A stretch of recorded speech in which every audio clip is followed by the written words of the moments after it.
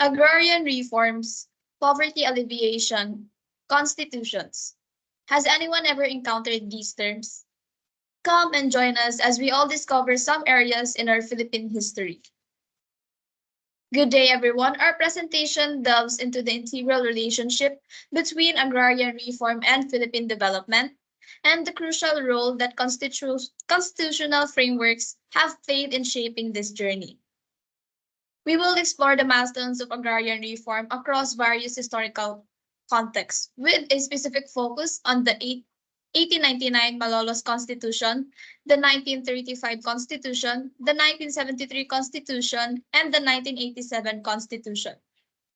We will be discussing on the agrarian reform and its role in Philippine development, the Constitution of the Philippines and its implications to developments, and lastly, the tax system and the Philippine development. So, Keisha, what is agrarian reform? Agrarian reform and its role in Philippine development. So what is agrarian reform?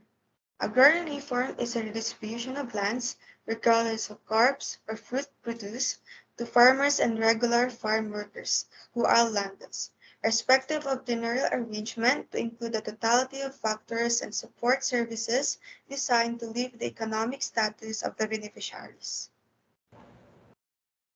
Now for the five key aspects of agrarian forms. First off is the poverty alleviation, which emphasizes that they provide land and reduce poverty to generate profits and improve their living conditions. Next is rural development, which deals with the redistribution of land to further boost the economy locally. The third one is agricultural productivity. In order to enhance food production and security, it needs to be led by the farmer's proprietorship.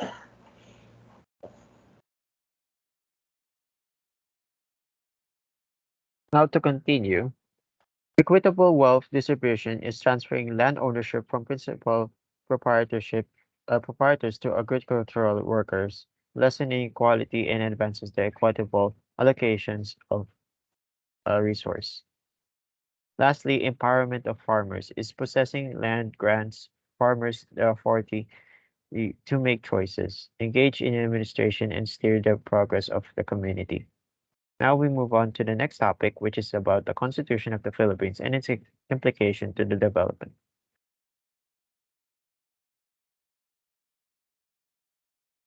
The Constitution serves as the guiding framework that shapes policies, rights, and responsibilities.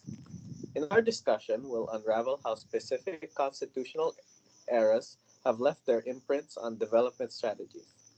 More specifically, we will discuss the 1899 Malolos, 1935, 1973, and 1987 constitutions.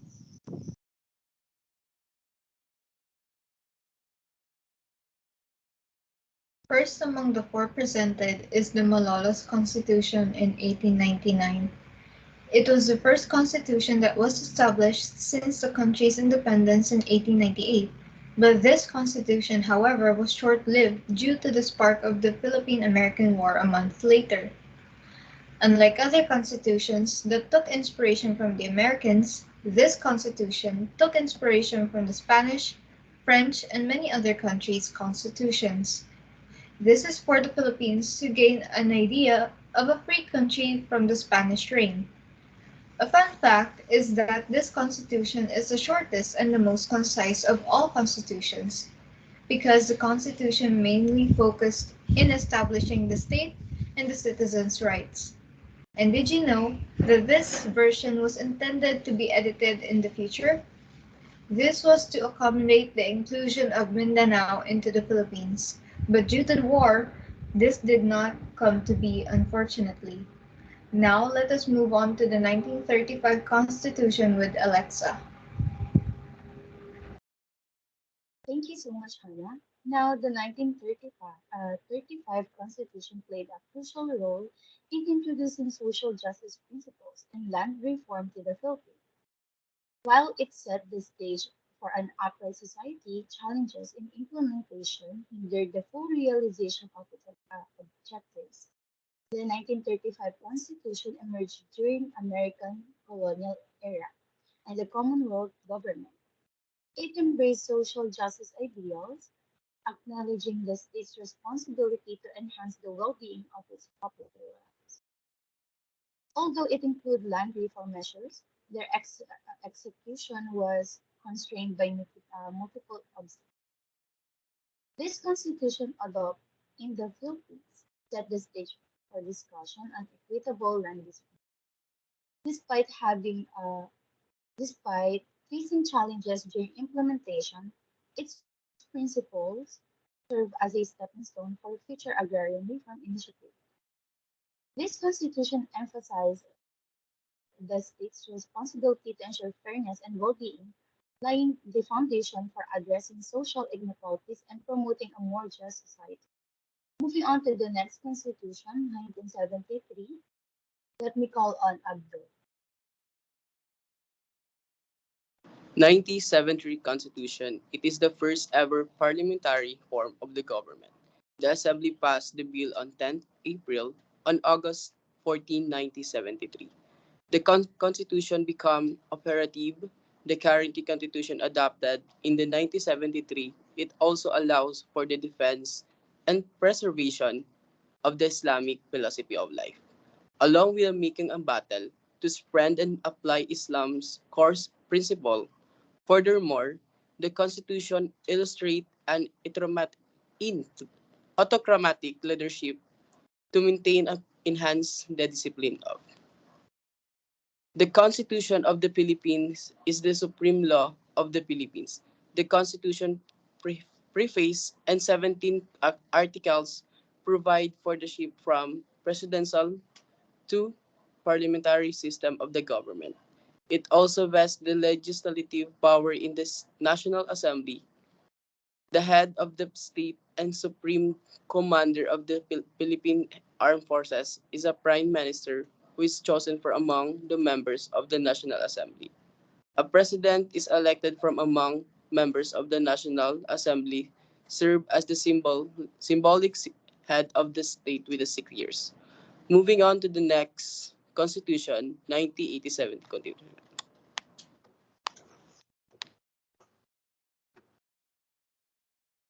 The 1987 Constitution established a representative democracy with power divided among three separate and independent branches of government: the executive, a bicameral legislature, and the judiciary. There were three independent constitutional commissions as well: the Commission on Audit, the Civil Service Commission, and the Commission on Elections. Integrated into the Constitution was a full Bill of Rights, which guaranteed fundamental civil and political rights, and it provided for free, fair, and periodic election. This constitution seemed ideal to many Filipinos, emerging from 20 years of political repression and oppression. So moving on to the next topic, which is the tax system and the Philippine development. Taxation drives the development of the nation where citizens are nurtured and resources are properly divided in the principle of equity, giving each Filipino a chance to uplift their life. It allows the government to redistribute the revenue towards the citizens through the provision of basic services. The PH tax system consists of both local and national taxes. Local taxes are collected by the local government, while national taxes are collected by the Bureau of International Revenue or BIR. Article 6, Section 28, Paragraph 1 of the 1987 Constitution states that the rule of taxation shall be uniform and equitable. The Congress shall evolve a progressive system of taxation. Next slide, please.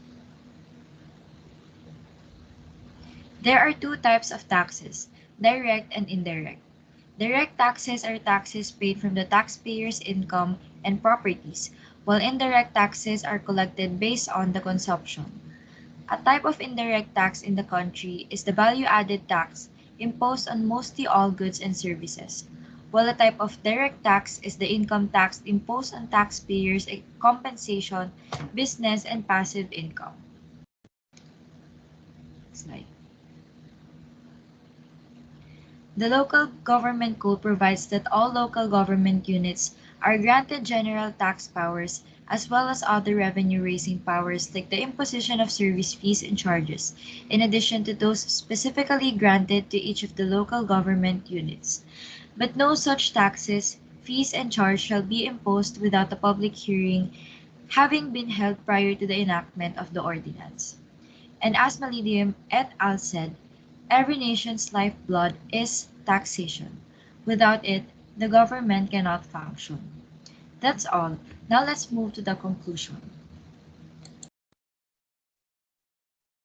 To conclude, from the 1899 Malolos Constitution's recognition of lands rights to the 1987 Constitution's Comprehensive Agrarian Reform Program, or the CARP, each constitutional era has left its imprint on the nation's pursuit of equitable progress.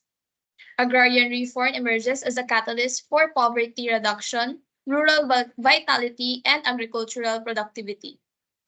By granting land to landless farmers, it empowers individuals, strengthens communities, and bridges socioeconomic gaps. Moreover, agrarian reform aligns with the principles of social justice and sustainable growth, promoting environmental stewardship and political stability.